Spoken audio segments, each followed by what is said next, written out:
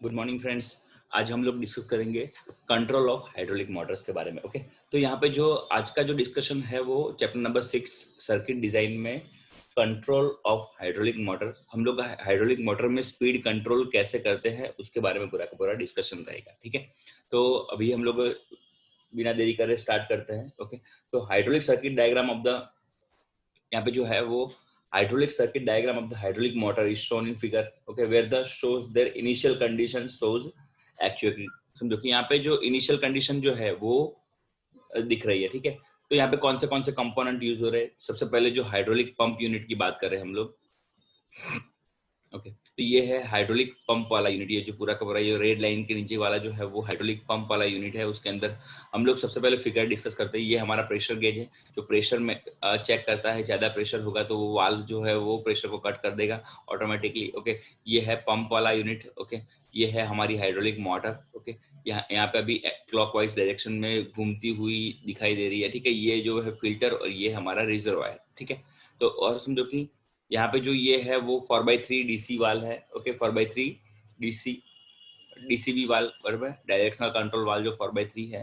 Okay, ये हमारी समझो कि मोटर है, बाई डायरेक्शनल मोटर, उसके बारे में हम लोग डिस्कस करेंगे। ठीक है, तो ये जो है समझो ये जो जो यहाँ पे स्प्रिंग लग रही दिख रही है तो उसका मतलब यह है कि मैन्युअली ऑपरेटेड है। ठीक है, manually operated spring centre 4/3 position DCB.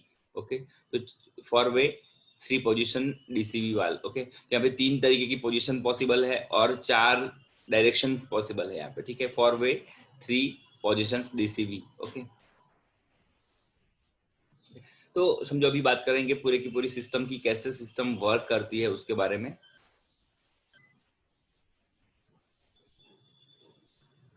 Control of hydraulic motor. Okay, तो समझो कि hydraulic motor is use for actuating rotational और एंगुलर मोशन। ओके, तो यहाँ पे समझो कि हाइड्रोलिक मोटर का काम क्या है कि रोटेशनल मोशन और एंगुलर मोशन के लिए हाइड्रोलिक मोटर का यूज होता है। Okay, hydraulic motor is reversible, so we get clockwise and anti clockwise motion by 4/3 DCV is used to control both direction. दोनों डायरेक्शन को कंट्रोल करने के लिए यहाँ पे हम लोग 4/3 डीसी वाल्व का यूज कर रहे हैं। यहाँ पे ये जो है हमारा 4/3 डीसी वाल्व का यूज हो रहा है। Okay, when 4/3 DCV is an initial switching condition, all ports are closed in condition। okay, तो ये जो इनिशियल पोजीशन है 4/3 की बराबर, ये जो अभी अभी जो दिख रही है वो इनिशियल पोजीशन है 4/3 की। ओके, तो दोनों पोर्ट जो है हमारे वो क्लोज रहते हैं। समझो कि तो समझो कि जो हमारी जो पंप है वो यहाँ से ऊपर की तरफ पंपिंग नहीं करता है। ठीक है, तो ये आगे का जो है वो समझो कि मोटर इज समझो कि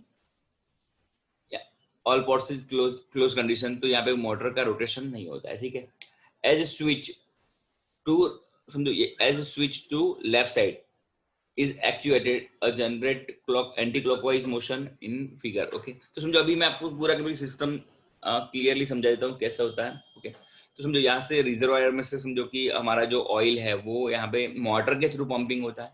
ठीक है, और वो समझो कि यहाँ पे प्रेशर गेज लगा हुआ होता है। तो यहाँ से जो हमारा जो समझो कि फ्लूइड है वो समझो कि ऊपर की तरफ शक होता है। ठीक है, और समझो कि अभी समझो कि ये वाल की जो सेंटर पोजीशन है, वो जो इनिशियल पोजीशन है, उसके कारण क्या होगा कि यहाँ से वो फिर से रिजर्वायर में समझो कि ट्रांसफर हो जाएगा। ठीक है, यानी समझो अभी हमारा इनिशियल पोजीशन है इसलिए। ठीक है, तो अभी ये जो है हमारी फर्स्ट पोजीशन है हमारी।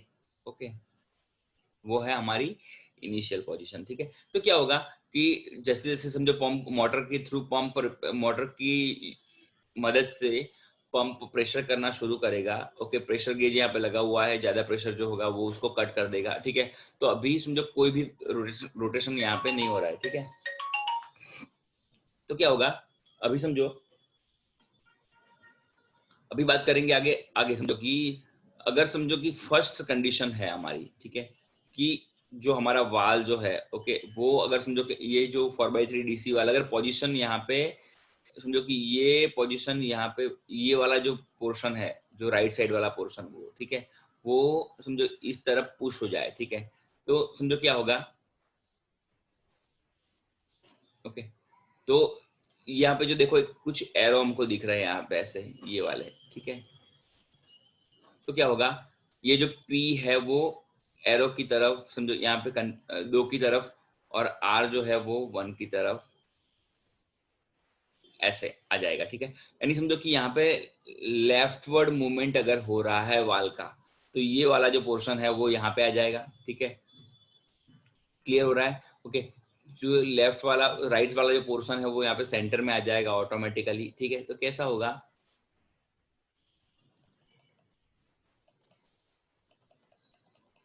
ओके। तो यहाँ पे कुछ ऐसी कंडीशन बन जाएगी, P 2 की तरफ और जो R है वो 1 की तरफ वाला मूवमेंट चालू हो जाएगा, ठीक है। तो अगर समझो कि पंप यहाँ से प्रेशर करना शुरू करता है, ठीक है, तो हमारा जो ऑयल है, ठीक है, हमारा जो समझो फ्लूइड है वो P से 2 की तरफ ट्रैवल करना शुरू करेगा, P से 2 की तरफ ट्रैवल करना शुरू करेगा, और यहाँ पे जो बाई डायरेक्शनल मोटर है उसको यहाँ पे रोटेट कराएगा, समझो एंटी क्लॉकवाइज, ठीक है, ठीक है। तो हमारा जो बाई डायरेक्शनल जो है वो हमारी रोटेशन शुरू हो जाएगा, ठीक है। और देन आफ्टर वो जो हमारा फ्लूइड है वो यहाँ से 2 से 4 से लेके 3 से रोटेट करके वो फिर से 1 पे आएगा, और वो आर की तरफ जाके वो फिर से रिजर्वायर में ट्रांसफर हो जाएगा, ठीक है। समझ में आ रहा है, क्लियर हो रहा है? ओके। तो समझो कि सिंपल है कि ये जो हमारा वाल है वो लेफ्टवर्ड मूवमेंट हो जाएगा उसका, ठीक है। वाल जो है वो लेफ्टवर्ड मूव हो जाएगा, तो ये जो पूरा पोर्शन है हमारा ना, इसको मैं 1 बोल देता हूँ, सॉरी इसको मैं 1 बोल देता हूँ, ये 2 बोल देता हूँ, और इसको मैं 3 बोल देता हूँ, ठीक है।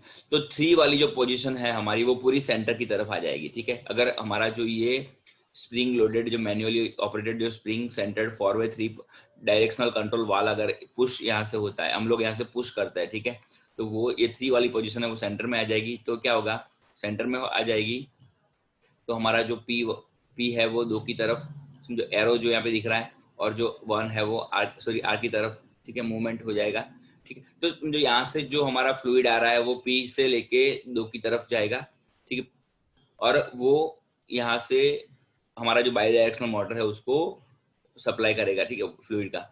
और मोटर जो है हमारा जो बाई डायरेक्शनल जो मोटर है, बाई डायरेक्शनल मीन्स के दोनों तरफ घूमना, ठीक है, दोनों तरफ हमारी जो क्लॉकवाइज और एंटी क्लॉकवाइज, ओके, दोनों तरफ हमारी जो मोटर है वो बाई डायरेक्शनल मोटर है वो रोटेट होती है, ठीक है। तो इस तरीके से पूरी की पूरी सिस्टम वर्क करती है, ठीक है। ये हमारा नॉर्मल समझो कि फर्स्ट कंडीशन थी कि अगर समझो कि एक एक साइड हमारी मोटर मूवमेंट करती है तो, ठीक है। अभी हम लोग दूसरी कंडीशन देखेंगे, ठीक है। तो अगर समझो कि अगर ये अभी हमने देखा था कि लेफ्ट साइड पे हमारा जो समझो कि अगर पुश हो रहा है ये पूरा वाल, ठीक है। अभी हम लोग देखेंगे कि ये जो वाल है वो अगर समझो कि राइट साइड पे मूवमेंट करे, ये हमारा वॉल है जो हमारा वो राइट साइड पे मूवमेंट करे तो क्या कंडीशन आएगी। तो यहाँ पे जो हमने हमने भी जस्ट दिखाया था, ये नंबर 1, ये नंबर 2, ये नंबर 3, ठीक है। तो नंबर 2 जो है वो सेंटर की तरफ आ जाएगा, ठीक है। तो यहाँ पे ये कंडीशन आ जाएगी, ओके। जो नंबर 2 वाली जो डायग्राम है वो मैं सेंटर में ड्रॉ कर रहा हूँ, ठीक है। तो क्या होगा कि समझो कि यहाँ से ये वॉल है वो यहाँ से पुश हो रहा है ये साइड पे, यानी राइट साइड पे अगर पुश हो रहा है, ठीक है। तो ये नंबर 2 की कंडीशन है, जो एरो ऊपर और नीचे यहाँ पे दिख रहा है, ठीक है। ये है हमारा 4x3 डीसीवी डायरेक्शनल कंट्रोल वाल है, ठीक है। तो हम लोग उसमें समझो कि 3 पोजीशंस ले सकते हैं, एक इनिशियल पोजीशंस ये लेफ्ट और राइट 3 पोजीशंस, और 4 वे यहाँ पे हम लोग देख सकते हैं, ठीक है।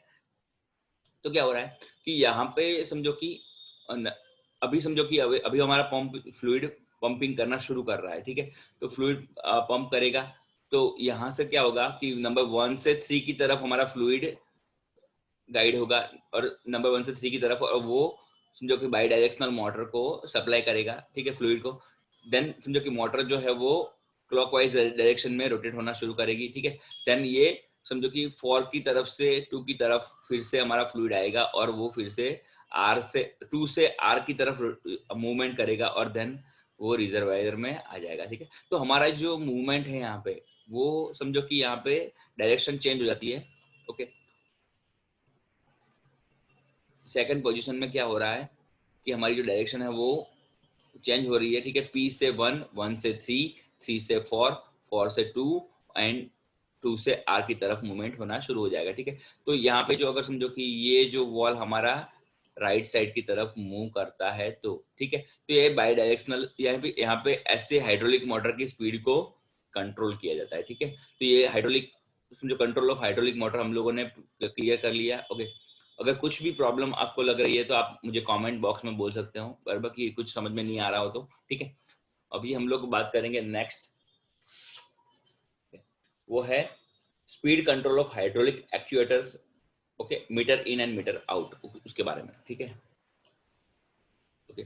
तो अभी बात करेंगे speed control of hydraulic cylinder, meter in and meter out के बारे में हम लोग डिस्कस करेंगे। ये हमारा नेक्स्ट टॉपिक है। ये आज जो मैं डिस्कस कर रहा हूँ, समझो कि सबसे पहले मैंने जो डिस्कस किया कंट्रोल ऑफ हाइड्रोलिक मोटर, वो भी समझो कि जीटीयू में बार बार पूछा जाने वाला क्वेश्चन है, ओके। और ये जो स्पीड कंट्रोल्स है इन एंड आउट, वो दोनों भी बार बार जीटीयू में 7 मार्क्स में पूछे गए हैं, ठीक है। तो अभी बात करते हैं मीटर इन सर्किट के बारे में। यहाँ भी सेम समझो कि सिस्टम रहेगी, ओके। ये सिस्टम में समझो कि हम लोग अगर सिलेंडर को यहाँ पे जो मोटर है उसकी जगह पे यहाँ पे सिलेंडर है, ठीक है।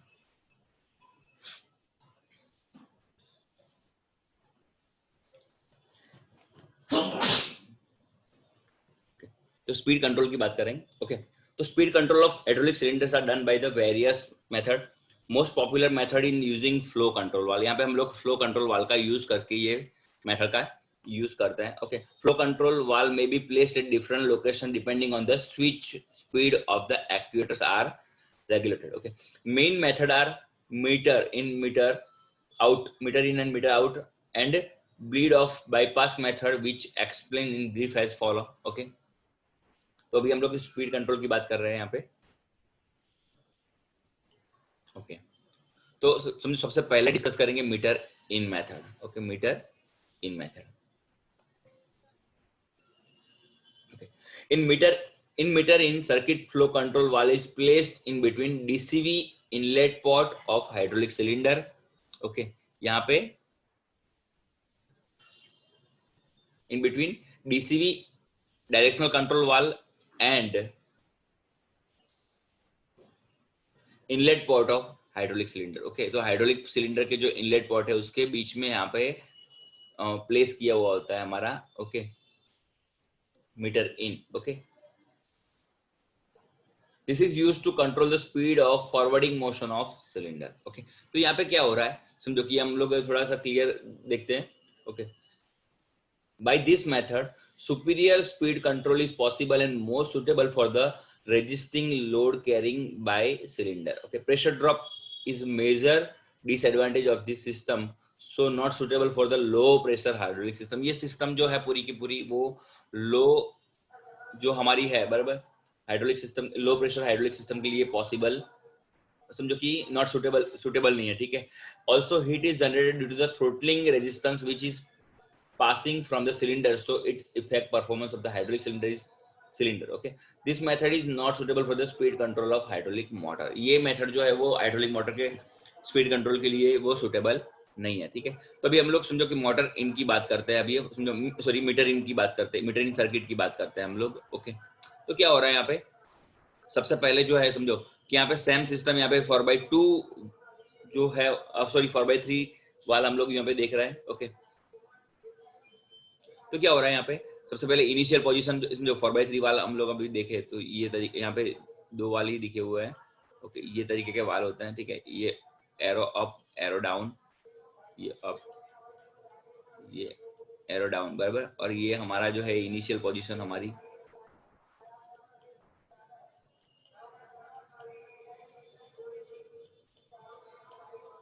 कैसा होता है, और यहाँ पे और इस तरीके का हमारा वाल होता है, ठीक है। तो ये वाल यहाँ पे प्लेस किया हुआ है, ओके। सबसे पहले इनिशियल पोजीशन होती है, ठीक है। अभी हम लोग सेकंड पोजीशन की बात कर रहे हैं, जो है वो हमारा एरो वाली पोजीशन, जो समझो कि अभी समझो कि पंपिंग यहाँ पे हो रहा है, ठीक है। और समझो कि ये समझो कि लेफ्टवर्ड मूवमेंट हो रहा है, तो ये कंडीशन हमारी आ जाएगी ऑटोमेटिकली, ठीक है। तो यहाँ से हमारा जो ऑयल है, जो हमारा फ्लूइड है, वो ऊपर की तरफ ट्रांसफर होगा। यहाँ पे समझो यहाँ पे प्रेशर गेज लगाया हुआ होता है, जो समझो कि वो प्रेशर गेज का काम क्या है, प्रेशर को मेजर करना, ठीक है, ओके। देन समझो कि क्या होता है कि यहाँ से समझो कि हमारा जो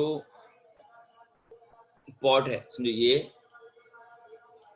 पॉट है वो ओपन होता है और समझो कि यहाँ से सिलेंडर के पीछे की साइड पे हमारा फ्लूइड धीरे धीरे प्रेशर करना शुरू करता है, ठीक है। फ्लूइड हमारा धीरे धीरे सिलेंडर की पीछे की साइड पे प्रेशर करना शुरू करता है, ठीक है। और समझो कि पिस्टन को यहाँ पे राइट लेफ्टवर्ड वो मूवमेंट कराता है, ठीक है। तो समझो अभी मैं बात करूँ कि अगर हम लोग यहाँ पे एक वेट लगा दे, ठीक है, यहाँ पे एक वेट लगा दे, ठीक है। अगर इनिशियल पोजीशन पे एक ये वेट मैं यहाँ पे लगा देता हूँ पीछे की साइड पे, बराबर, तो क्या होता है कि वो धीरे धीरे इस तरफ ये वेट मूवमेंट करेगा सिलेंडर के साथ में, ठीक है, सॉरी पिस्टन के साथ में ऐसे मूव करेगा। तो क्या होगा कि जब सेंटर में आएगा, ठीक है, तब तक वो स्मूथली वो समझो कि स्ट्रेट होने का ट्राई करेगा, ये वेट हमारा ऐसा स्ट्रेट होने का ट्राई करेगा, ठीक है। देन आफ्टर क्या होता है, समझो कि सेंटर से लेफ्ट साइड पे जाएगा तो वो धीरे समझो कि वो समझो कि स्टॉप, देन समझो देन स्टॉप होगा और देन समझो कि सडनली मूव करेगा, देन स्टॉप होगा, देन सडनली मूव करेगा, ठीक है। तो ये तरीके से समझो हमारा मूवमेंट होता है, ओके। तो देन आफ्टर क्या होता है कि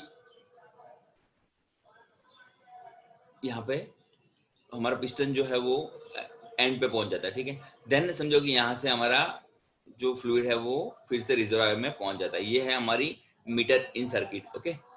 यहाँ पे ऐसे ही मीटर आउट सर्किट, ठीक है। तो क्या होता है कि अगर हमारा वाल जो है, ठीक है,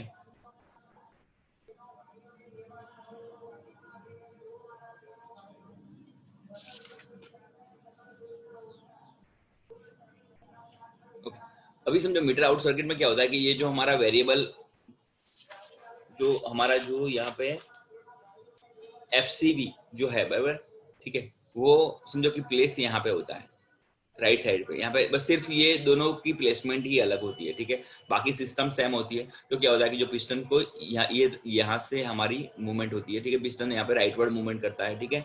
तो समझो कि ये जो है हमारा जो variable non return throttle valve जो है वो राइट साइड पर प्लेस होता है, ठीक है। तो सेम सिस्टम पे दोनों समझो कि लेफ्ट मीटर इन और मीटर आउट सर्किट जो है दोनों वर्क करती है, ठीक है। आज के लिए इतना काफी है, okay, thank you friends. Next lecture में हम लोग डिस्कस करेंगे रीजनरेटिव सर्किट के बारे में, ओके। नेक्स्ट लेक्चर में हम लोग रीजनरेटिव सर्किट और हाइड्रोलिक सिलेंडर सीक्वेंस सर्किट के बारे में हम लोग डिस्कस करेंगे और हाइड्रोलिक को यहाँ पे कंप्लीट करेंगे, ठीक है।